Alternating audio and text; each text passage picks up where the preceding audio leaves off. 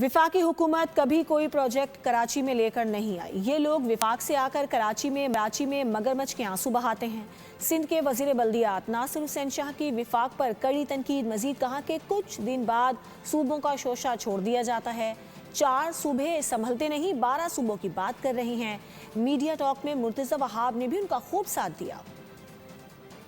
Team कभी नहीं होगी और हमारे ये दोस्त शोशे छोड़ देते हैं और उनकी बातों को हम सीरियस नहीं लेते। वो हमेशा वफाकी हुकूमत में रहे हैं, वहाँ से कभी उन्होंने कोई प्रोजेक्ट बताएं जो यहाँ पे लाए हों। सिंध का हिस्सा और ख़ास तौर पर ये जो कराची के लिए आकर मगरमच्छ के आंसू बहाते हैं, ये ज़रूर चेक करें कि वहाँ पे कितना हिस्सा रखा गया। यहाँ पे हमारा फ़र्ज़ है और हम ही कराची को बनाएंगे, कोई और नहीं बनाएगा। और ये कोई एहसान नहीं है, ये हमारा फ़र्ज़ है।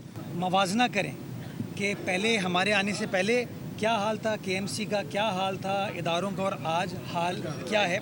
पूरे पाकिस्तान में इस तरह का सेवरेज ट्रीटमेंट फैसिलिटी जो है वो कहीं पर नहीं हो रही है। अगर हो रही है तो सूबा सिंध में हो रही है तो सूबा सिंध के दारुल खिलाफा कराची शहर में हो रही है। तो इंशाल्लाह अगले 1 साल में आप इन तमाम जो हमारा एजेंडा था उसको तकमील की तरफ जाते हुए देखेंगे और आने वाला वक्त शहर कराची के लिए मज़ीद बेहतर होगा। सब्सक्राइब करें और बेल दबाएं ताकि कोई खबर रह न जाए।